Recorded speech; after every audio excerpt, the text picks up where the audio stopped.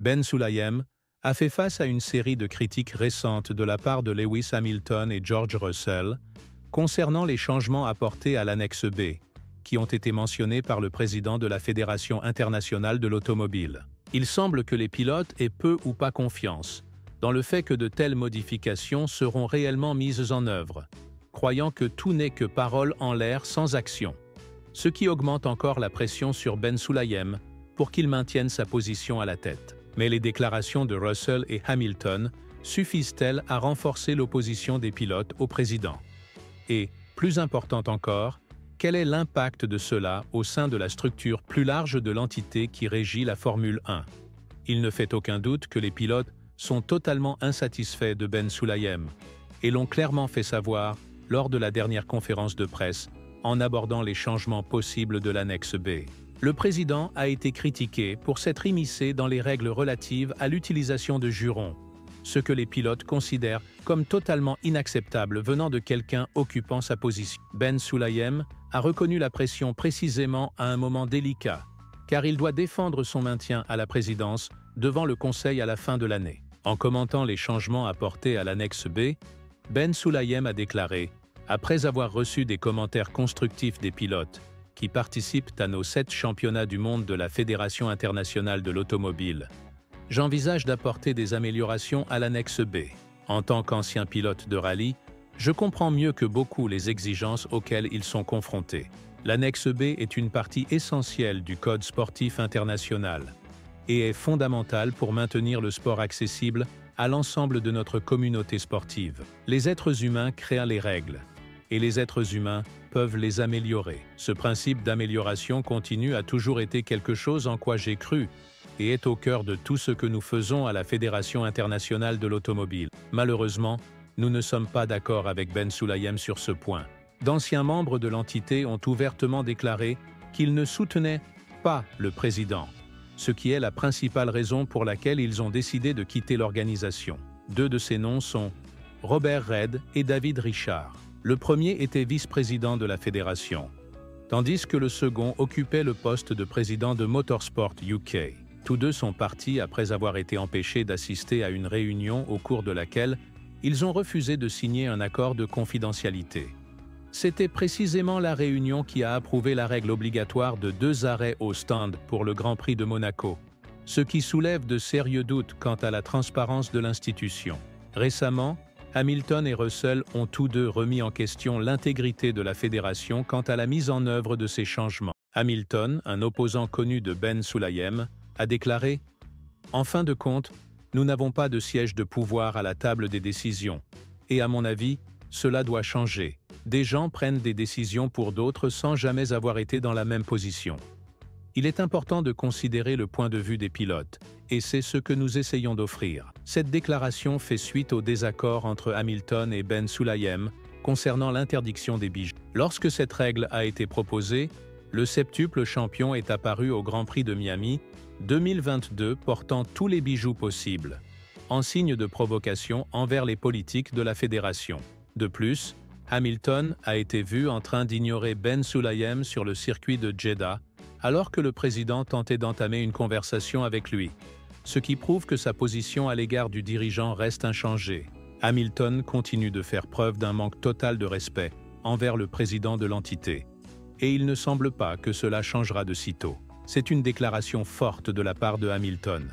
Nous assistons à une période extrêmement compliquée au cours de laquelle les pilotes n'ont pas le droit de s'exprimer dans le sport auquel ils participent. Oui, ils ont leur propre association, la GPDA, qui a été dirigée par l'ancien pilote Alex Wurz et qui est actuellement dirigée par George Russell. Cependant, lorsqu'il s'agit de décisions importantes prises par la plus haute instance du sport, ils ne peuvent que suggérer publiquement des changements. C'est précisément la plainte constante de Russell qui a plaidé pour que la GPDA ait plus d'influence dans les processus de vote de la fédération. En ce qui concerne le changement de l'annexe B, le pilote Mercedes est assez sceptique, car il entend parler de cette possibilité depuis longtemps, mais n'a vu aucune modification réellement appliquée dans la pratique. Russell a déclaré « Nous voulons voir ces mesures mises en œuvre au lieu d'entendre dire qu'elles sont envisagées. Nous considérons tous beaucoup de choses, mais nous avons clairement indiqué que nous voulons des changements. En d'autres termes, les paroles ne signifient rien tant que des actions concrètes ne sont pas entreprises. Et c'est le grand problème entre les pilotes et la fédération. Ils n'ont aucune affinité. Ces athlètes savent mieux que quiconque à quel point il est difficile de suivre les règles actuelles. Ils ne peuvent pas jurer. Ils ne peuvent pas critiquer les décisions des commissaires ou blesser leurs sentiments, car cela pourrait entraîner des sanctions.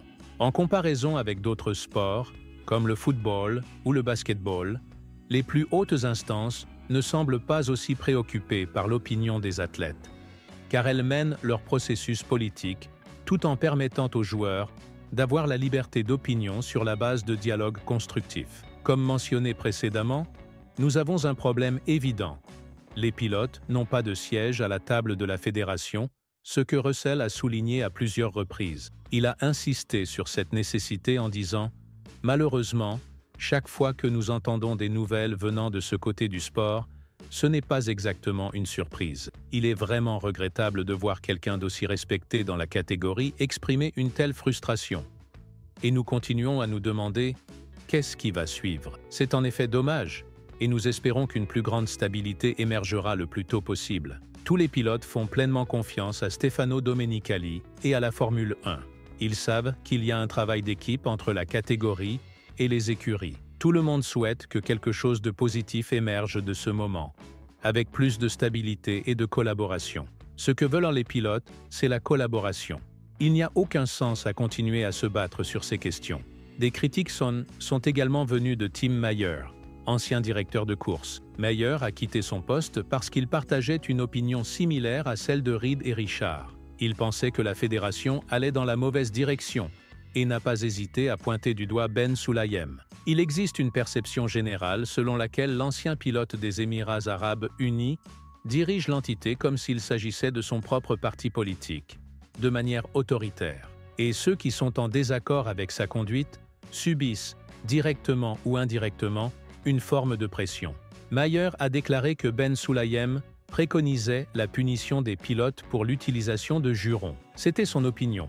Et les conséquences le montrent exactement. Il y a eu des moments où le président s'est impliqué directement pour faire entendre son point de vue, non pas par les commissaires eux-mêmes, mais par l'intermédiaire de son personnel. Une partie du travail des commissaires est d'appliquer les politiques de la fédération sur la base des règles. Techniquement, l'utilisation d'un langage inapproprié est interdite. La punition n'est donc pas injuste. Cependant, discuter de la question de savoir s'il est judicieux de punir les pilotes pour des jurons légers est une autre affaire. Cela révèle un autre message important. Tout le monde au sein de l'entité ne soutenait pas les sanctions liées à l'utilisation de jurons imposées par Ben Sulayem dans l'annexe B. En essayant de protéger les commissaires et le personnel de la fédération, il a fini par les rendre excessivement vulnérables et antipathiques aux pilotes, sans aucune raison réelle ni influence directe de leur part. C'est pourquoi des changements sont plus que nécessaires, et vous pouvez être sûr qu'ils sont en route. Suzy Wolff a été désignée comme l'une des personnalités les plus qualifiées pour remplacer Ben Sulayem en raison de son expérience et de son action dans le sport, mais principalement en raison de sa mission de soutenir les femmes et les minorités dans un environnement dominé par les hommes. Elle aurait suffisamment de raisons d'assumer le poste, surtout après que la fédération, dirigée par Ben Sulayem, a ouvert une enquête contre elle et Toto Wolff sans aucune preuve, pour ensuite tout classer rapidement, révélant l'incompétence de certaines figures de l'organisation. Cependant, Suzy a nié avoir l'intention de se présenter à la présidence lorsque le poste sera vacant. Il reste à savoir ce qui va arriver à la fédération si elle décide de suivre une nouvelle voie et de laisser derrière elle la gestion controversée de Ben Sulayem. Compte tenu de tout cela, que pensez-vous des déclarations explosives de Russell et Hamilton concernant le président de l'entité? Et plus important encore, croyez-vous qu'il sera remplacé après cette pression venant de noms aussi importants de la Formule 1? Laissez votre opinion dans les commentaires et, après cela, cliquez sur la vidéo qui apparaît maintenant sur votre écran.